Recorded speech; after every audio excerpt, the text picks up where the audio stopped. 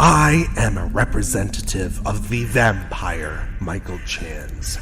We listened to the last episode of the Hellbound Podcast, where either the prime Michael Chan or a Michael Chan doppelganger had the audacity to say that we sparkle. Let us set something straight. We do not sparkle. When we walk into the sunlight, our inner strength, our essences are revealed. We are so beautiful that humans cannot but see us for what we really are.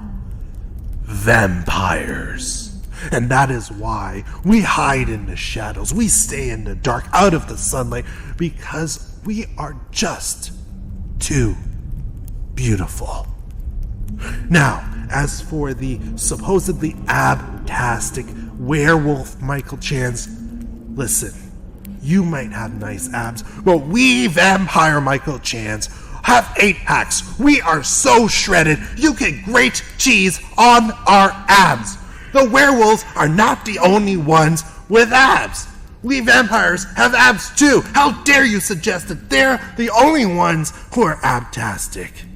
We are ablicious, and don't you ever forget it. And now, back to your scheduled programming.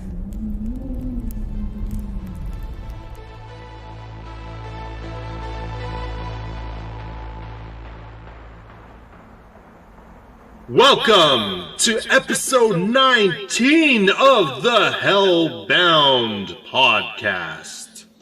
I am C-list actor and Star Trek Discovery's very own Michael Chan. And who is this handsome devil sitting across from me on Zoom all the way over in the UK? I am Alex Blackburn. I'm the founder of the Hellbound Horror Festival and also the founder of the Isolation Film Festival. We're going to be hosting the Hellbound Horror Festival starting from the 1st of August. So my August, September, and October is going to be completely mental, if it wasn't already. And so, I'm Alex Blackburn. And how are you, Mike? I am good, kind of. I don't know. I've had a very long 2 weeks, like really, really long, between some non-COVID virus going around and wiping out my family and all my friends' families. Like, it's some kind of like throat or lymph infection, and it's really, really bad. I also had my daughter's birthday party I had to deal with, and it turned out great, but like we were very ill prepared due to the sickness, and it was just like absolute chaos. But like I said, it all worked out, and our daughter, for the first time in her life, understood that it was her birthday. Woohoo! That's awesome. That's awesome. Yeah, it was great. So now that all that is done, we have a little bit of time to relax. I have a million auditions, thanks to my agents, but at least I can find time to come record with you. Mind you, very last minute compared to usual. Yeah, that's no problem. What about you? Why are you dressed the way you are? Okay, that's something we should highlight, actually. What we're wearing for all the listeners out there. What we're wearing. So I'll go first. I've been working at home all day. I've had about 1 million edits to finish. Everything's been really great. Some really kind of high profile stuff, some super low, and then I've got the bit between my teeth at the moment to work on my shed/summer house/ new podcast space. So it's going to be, you may have seen on social media if you follow at Alexander Blackburn, but my father-in-law and I have had this kind of joint project, and I've become closer with him now because we've got a very good kind of relationship, the two of us. So it's been fun. And we were actually, so what I'm wearing now is dungarees, workman dungarees, a black jacket and a white t-shirt, and my hair looks super messy. So I look like a bit of a bin man. Super sexy. Yeah. You got that just Yeah, but I don't think bedhead chic, my man. Yeah, my wife might not think so because my father-in-law wears the same dungarees, so it might be a bit odd for her. The sexiness. The hair. Doesn't your wife like the hair? Oh, she loves it. Yeah, if it gets any longer, she calls it my Donald Trump. So I best not have it. What? Yeah. Dude, no. No, not Donald Yeah, Trump. yeah. It's Well, sexy thankfully, it's not like candy floss, eye. And you're not like combing it over, buddy. No, I know it looks like a complete mess at the moment. It looks And great. can you talk us about your little ensemble? What you're wearing? Oh, yeah. So I got a mixture here. So my long sleeve T-shirt has Thanos, but like the comics version. Wearing, instead of the Infinity Gauntlet, is the old school NES Power Glove because it's so bad. If you've watched the movie Wizard, you'll know what I'm talking about. I also have on my head my brand new Ecto 1 Ghostbusters baseball cap. Has the license plate on the side and Ecto on the front. It is just absolutely gorgeous of a baseball cap that you can get from GameStop, aka EB Games. I think they're no longer going by EB Games anymore. Oh, okay. In Canada, but so now they're just GameStop in both Canada and the US. But that's where I got this. Do you go through Highly phases? recommend. Do you go through phases of wearing baseball caps? I no, I don't have phases. I have a bunch of them. During the summer, I wear them more to go outside, just so I don't want to get skin cancer. Mind you, I also wear sunscreen. Wear your sunscreen. But Yeah. I wear This baseball caps. this pale Viking can definitely attest to that. Yeah. My wife is white, so sunscreen is extra important in this family.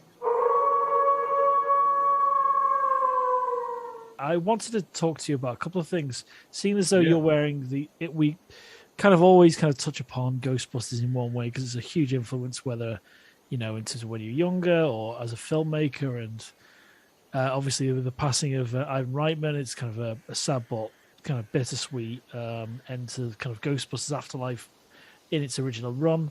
But what I discovered is there's two actors that played Egon in the movie, and then obviously the CG version, which they digitized him in his 70s to match the other Ghostbusters.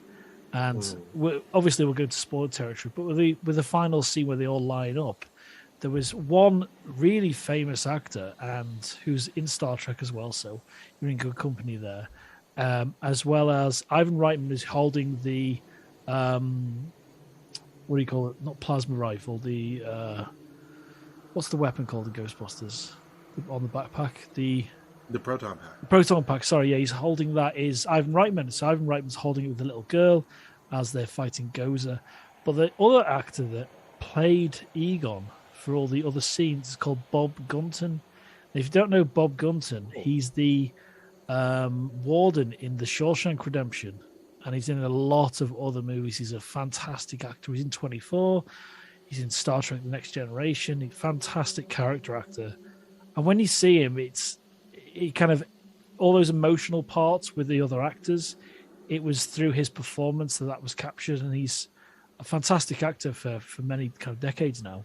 And to get someone like that just to have a non-speaking part really showed how important it was to get Egon right. And that was the best thing from that movie. I think the cleverest decision was not having him speaking.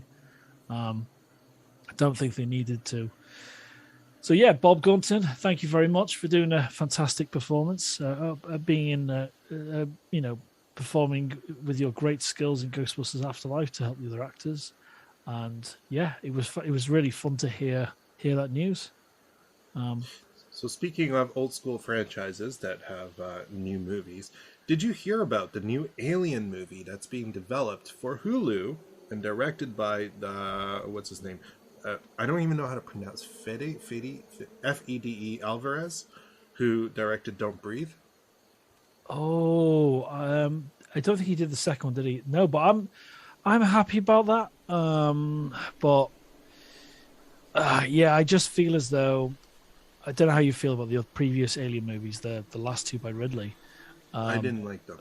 No, I liked Alien. I liked Covenant. one more than the other. Yeah, Covenant. I really Covenant more. Yeah. Yeah, because the scientists in Prometheus were so dumb.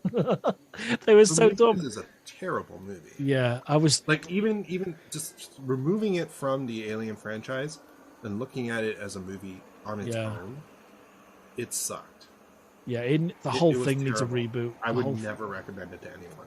Yeah, if there's going to be another film, it has to be a standalone. Hopefully, it is, and there's no Ripley or anything. I don't know any details about this. I've heard it's being made, but I mean, it doesn't have to have Ripley. It could still no, be a not at all. continuation. You know what I Yeah, mean? But like, as long as absolutely. it's like going back to, okay, I don't want to say like going back to old school, just because I don't want them to just make another old school Alien movie. I just want them to recognize where they came from, Yeah, right, and make something more in line with the tone of the old movies while modernizing it. yeah. Do you think the most difficult kind of struggle is filmmakers or the audience expects to see the xenomorph? Do you know what I mean? Is that like, because if you have a canon film, that's probably the biggest issue with having a canon related film. Or when are we seeing the xenomorph? You get these people that are like, fanboys or whatever that won't want to see anything else. It's not just like this, right? Like any franchise, Child's Play, Halloween, any of these franchises that continue to move forward and make more and more movies or TV shows like Star Wars, right? Or even Star Trek, right? With Discovery and just how many people keep ragging on it. It's the idea that when you have something that was created so long ago, and we have to remember old tech, right? 79? Different period of time completely. A different style of acting. Everything's different. People nowadays, I think, in a way, they want the nostalgia. Yeah. Like they want it to almost feel and look like the old stuff. When in reality, we're never going to do that again, right? It has to modernize. Now, I'm not saying that automatically makes all the new stuff good. It still has to be good. And Prometheus was crap. But or like the latest Halloween movie was crap. But I mean, mind you, Scream, I watched it, by the way. Oh, okay. Holy, that is good. See, that's how you do it. Right. You have to be able to have a bit of nostalgia, right? Enough for people to recognize it, and then modernize it. That's how you do it. Scream did it. Scream did it great. And I'm going to argue Discovery, Star Trek Discovery is not horror, I know, does that too. But anyways, I'm so glad you've seen that, by the way. Just like a sidestep, isn't it really? I think it's the freshest take on it. Yeah, I think like I would argue it might actually be the second best Scream movie. Yeah, I think it is. I think the it original. Is. Yeah, they've done it. A modernized yet somewhat a nostalgic feeling Scream movie. Look how they've matured. I think the last time I talked about it after I'd seen the film, and obviously at that point theaters are closed in Canada, and you couldn't see it at the same time. But my takeaway was David Arquette's performance as Dewey is. It's like he's added the age is there. The character's matured, and it's like they've stepped out of the Scream. Not cheesiness, but they've stepped further forward with all these characters. And his performance throughout the film, I thought, wow, he's fantastic in this. Yep. And the way he's broken and the whole relationship with Gale Weathers and everything. Well, I will say this. One of the important things I feel when you continue a franchise is if you're going to bring back old characters, don't butcher them. Yeah. Because so many franchises do that. I love Star Wars. What the hell did they do to Luke Skywalker? Seriously. Or even Palpatine, right? Like, I have issues. I'm not like as mad as some other people, and I still think Star Wars prequels are way worse. But yeah, there are issues there, and that's not how you continue things. Or even Halloween. Again, like, what is going on? Right? Like, they take all these characters and then the way they move them forward is so disappointing. Or, no offense to Star Trek Picard, dude, Captain Picard is one of the most revered captains in all of Trek history, and you guys open season 1 with this broken man? No, stop doing this crap. We don't need to see our heroes get destroyed. Yeah. and then become one-dimensional. No offense, just Picard. It gets better, but that's what I'm saying about any of these franchises, right? And why Scream 2022 was so good was because you brought back these old characters. Mind you, they weren't there for very long, but they made sense. The progression in their lives made sense. They weren't one-dimensional, and like, because that's a big problem with so many movies. This is they go from being these complex characters in the past to basically just one-note characters. This movie was able to bring these characters forward in time, and they're the same people but older. You know what I mean? Like, it just makes sense. The biggest, I'd say the smartest thing was Kevin Williamson, who obviously famous for the Scream movies and also famous for Dawson's Creek. Brought on two other writers. They're not the directors, but James Vanderbilt and Guy Busick. I thought the momentum of the film in the writing of where it was going and taking you on this not real nostalgia trip, but taking you through the past and tying in little bits here and there. This is how you reflect on the past, like Ghostbusters Afterlife did so well. The way they reflected on the previous films and little drops of little gems for fans, like the opening of the film is fantastic, I think. But yeah, I think it was a real kind of win for the series, and hopefully going forward. But it gets trickier. I'm not going to say anything, with characters being there or not being there for one reason or another. It's going to get a little bit trickier if they do another film. Because I don't want them to. No, I think this is a great kind of send off. If this is the last one ever, then I'm very happy with it, because I really enjoyed it when Vicky and I were watching it. I turned to her saying, "This is fantastic." Yeah. I was saying that throughout the film. Meanwhile, I actually don't mind if they continue the TV show, which is a different. Yeah, I watched the first season. I really enjoyed that. Yeah. Mind you, I feel stupid because I watched the first season and it took so long for me to get to the second season. I kind of forgot what happened in the first season, and now I'm like, oh no, I can't continue because I don't know what's going on. I had a little thought about a shared viewing experience we must go on at some point, in either with Shudder or a Netflix or a Disney Plus that has horror related series that we both choose to start. And we don't have to watch it exactly at the same time, but we highlight it maybe each week or every other week. So if anyone has any ideas out there of a show that you'd like us to talk about over the next several weeks or the next several episodes of the pod, please let us know through the Hellbound Podcast Instagram account. But yeah, I'd like to... At the Hellbound Podcast, yes. That's right, thank you for correcting me.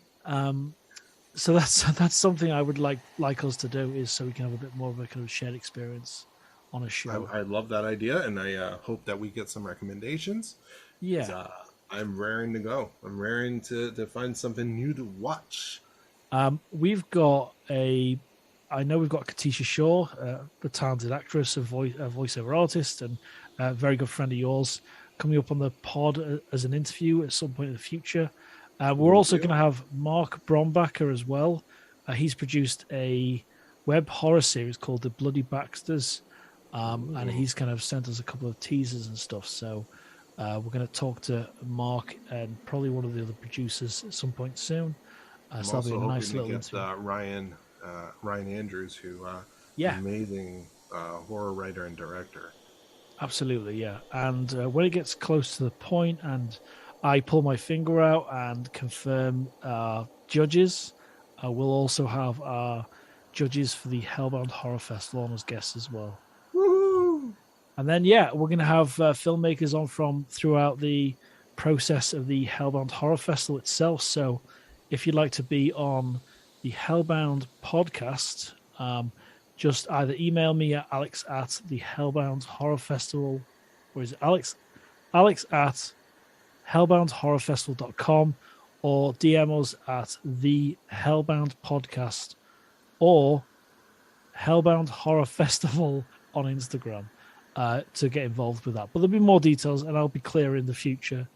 And I won't speak with my potato voice when I do those announcements. So Potato voice. That's what my wife calls it. She thinks I speak like a potato.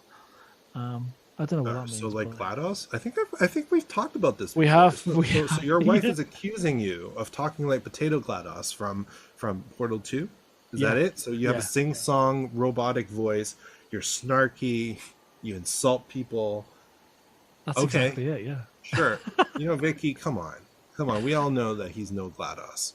Yeah, and the cake is not a lie when it comes to Alex. And when you're listening to this, Vicky, I know you're going to be wearing, using your hair straighteners or whatever it is. Make sure you don't put them on the bed and burn a hole in the bed. She hasn't done that before, but just so you know, when you're listening to this, I know when you listen, so make sure you put them in a safe place before you go to work. Now, I will like to say that I really like garlic mashed potato.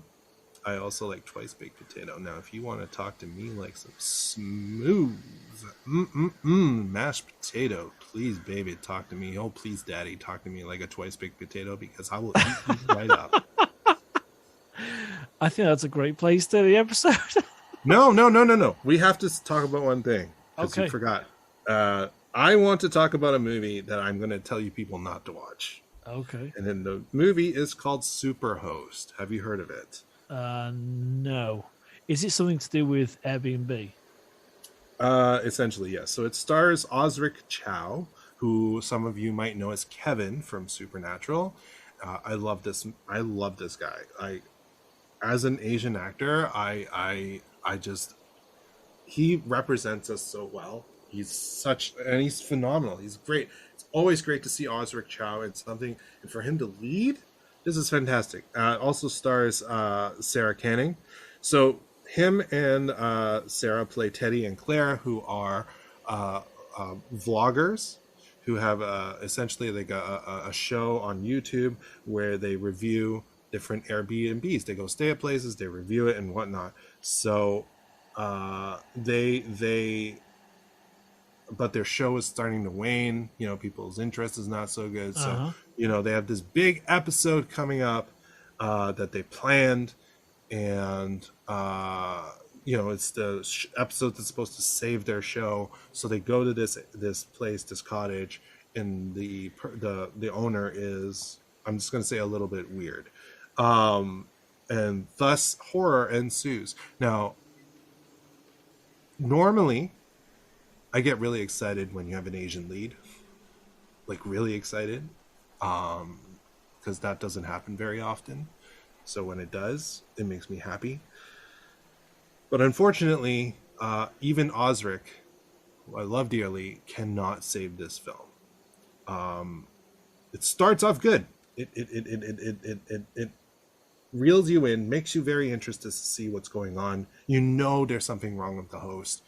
And there's all these weird things that happen in the cottage. But as the movie goes along, the decision that Teddy and Claire make get dumber and dumber and dumber and dumber.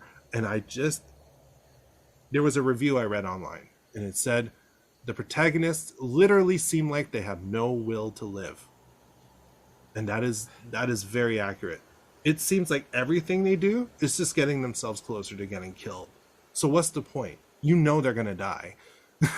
Yeah. That's how dumb this is. That's the whole that goes against being human, or the kind of instinct of surviving or wanting to survive.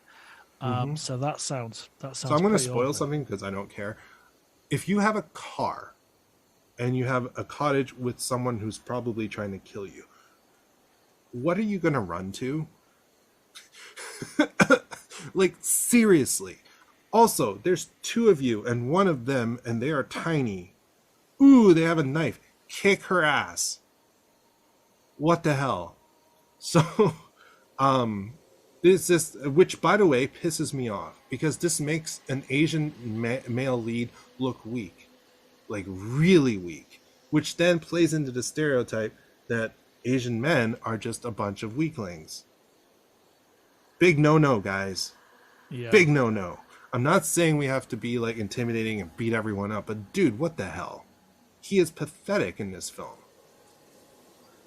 His character, not Osric. Osric's acting I will say this: the acting is phenomenal from every single person in this film. The acting is top notch. They gave it their all, and it's not the actor's fault. It's the fault of the writing, purely. It is terrible. Do not watch Superhost, even if you're tempted. Do not watch it. I'm so sorry, Osric. I love you, man, but no, no. So that's a recommendation for Superhost. Instead, watch The Silent Sea, which is a South Korean horror that we talked about in the last episode. It's on Netflix. Amazing show. Go watch The Silent Sea. Yeah, that's my recommendation for the weekend. If you haven't already started watching that, go watch that. If you haven't watched Scream 2022, go watch that. It's available on streaming. You can purchase it on Google Play or whatever. Go watch these. Don't watch Superhost. I'm sorry. I'm sorry to everyone who poured their hearts into making this film. It's a collaborative effort. It's a team effort. I understand how much work you guys put in, but I can't. I can't recommend this.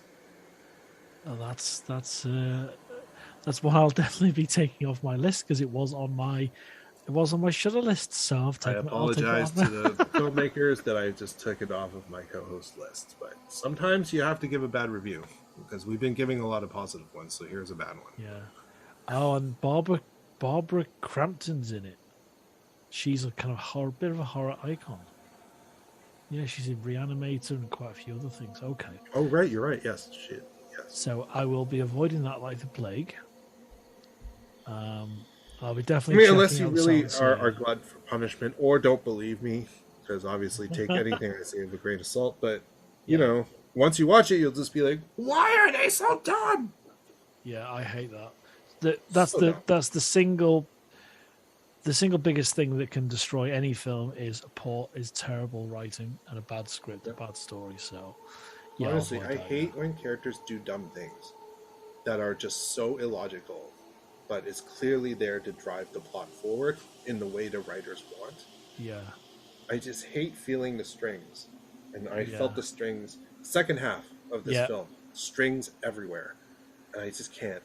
I can't do it. Yeah. Have you heard of the movie Fresh? No, what's that? Oh boy. My wife and I have only watched half the film, okay? Full disclosure, we don't know how it ends.